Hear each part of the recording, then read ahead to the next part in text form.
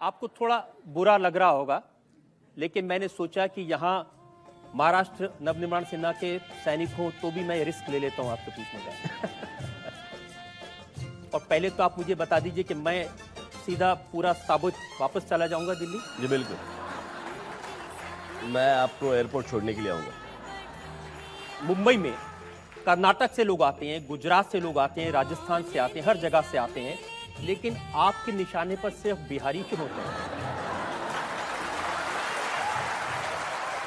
उत्तर प्रदेश और बिहार से जो लोग आ रहे हैं यहाँ पे, हर एक आदमी, हम लोग बोलते हैं कि हम लोग काम करने के लिए आ रहे हैं, लेकिन यहाँ पे जब वो आते हैं कुछ समय के लिए वो काम करते हैं, काम करते रहते हैं, लेकिन आहिस्ता आहिस्ता पता चलता है आपको वो अपनी अपनी कॉन्स्टिट्यूंसी बना रहे हैं।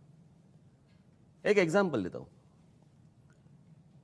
कि आजमगढ़ या प्रतापगढ़ से कहीं एक आदमी आया जिसने एक बहुत ही वाहियात स्टेटमेंट उस दिन किया, जिसका नाम है अबू आजमी।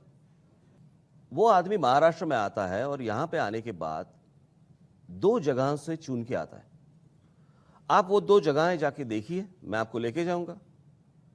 वहां पे यहां पे रहने वाले जो लोग हैं बरसों से, वो है नहीं।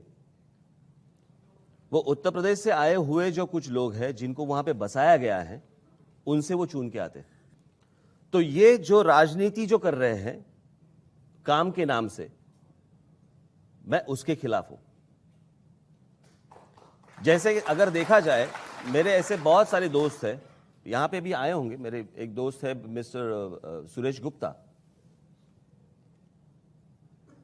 जो मेरे मित्र है। ओरिजिन होगा उनका उत्तर प्रदेश का, अच्छी मराठी बोल लेते हैं, मराठी स्कूल में पढ़े हैं, उनको कभी दिक्कत नहीं आई। मुझे भी कभी लगा नहीं कि वो बाहर के हैं। मेरे बहुत सारे गुजराती दोस्त हैं, बहुत सारे मुस्लिम दोस्त हैं। अगर मैं इस तरह की अगर राजनीति मैं करता तो क्या वो मेरे दोस्त रहते? शायद उनको लगता होगा कि दोस्त रहेंगे तो प्रोटेक्शन मिला रहेगा, तो बाकी लोगों को भी मिलता होगा। कहां प्रोटेक्शन मिलता है? देखिए कितनी लंबी लिस्ट मैं आपको बता सकता हूं। फरवरी से मार्च 2013 के कुछ लिस्ट निकाली मैंने। ठाणे में एक उत्तर भारतीय की जमकर पिटाई की मनसे के लोगों ने। सतारा में सैनिक स्कूल के दाखिले का किस्सा आपको याद होगा, वहां लोगों की पिटाई की। बहुत लंबी ऐसी लिस्ट है। तो लोगों को मारना पीटना ये कोई अच्छी बात है क्या? नहीं, आप जो सवाल मुझे कर रहे हो ना, आपने कभी आसाम की जनता को नहीं की। यानी यहाँ पे तो कुछ वैसे हुआ नहीं था ज्यादा, लेकिन वहां पे तो आसाम के लोगों ने बिहारियों को जलाया था, उनकी गर्दनें काटी थी, उनको मार डाला था। वो भी गलत है, लेकिन इतना आपने चलाया नहीं, क्योंकि टीआरपी नहीं होगा शायद। ऐसे सवाल में आपको मैं ईमानदारी से बताता हूं, जी बिल्कुल, शायद कोई भी इंप्रेशन हो, हम कभी टीआरपी मैं आपकी बात नहीं कर रहा हूं, आप सीधा आप पे मत लेना। मैं आप जनरल चैनल्स की बात कर रहा हूं मैं, फिर वो हिंदी चैनल्स हो या इंग्लिश चैनल्स हो।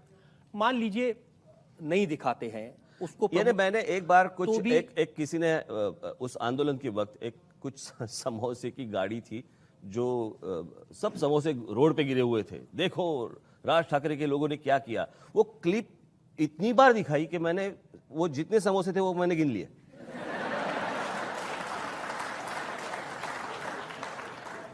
लेकिन लोगों में डर तो है।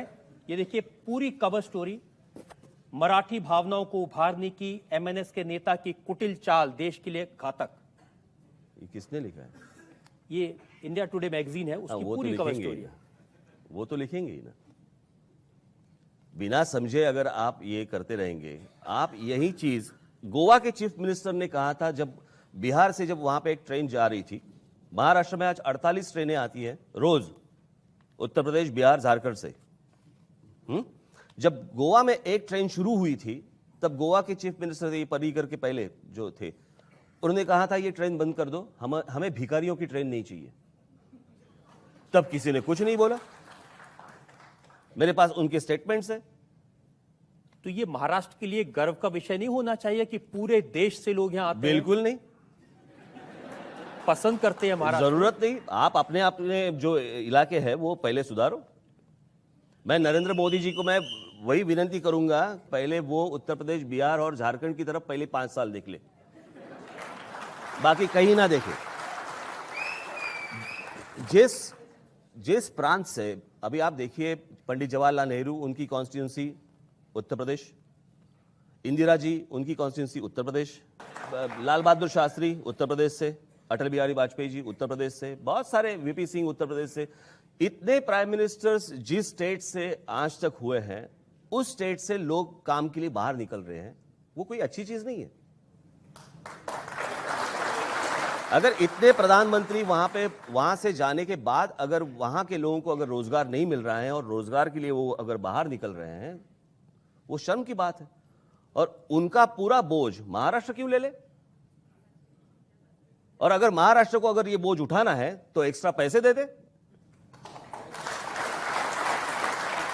लेकिन अगर वहां से काम करने के लिए यहां लोग आ जाएं तो आप उनको क्रिमिनल्स कहेंगे, आप उनको अपराधी कहेंगे? आप पुलिस स्टेशंस में जाइए, पुलिस रिकॉर्ड्स देख लीजिए और लास्ट 10 साल में 15 साल में आप क्राइम रेट महाराष्ट्र का देख लीजिए और उसमें सबसे ज्यादा कौन लोग हैं वो भी आपको पता चलेगा। मैंने थोड़ी रिसर्च की थी। ये मुझे मालूम होता तो मेरी रिसर्च भी मैं लेके आता।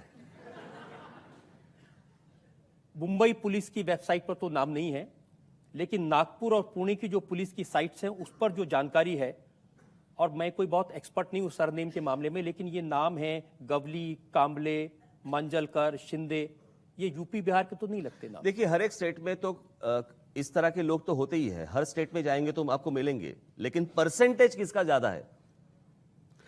जैसे आप जब क्रिमिनल्स देखते हैं तो आपको मराठी पहले दिखाई दिए होंगे, मैं जब देखता हूं तो मुझे यूपी बिहार के पहले दिखाई देते हैं। और बात किसी के रहने या ना रहने की नहीं है।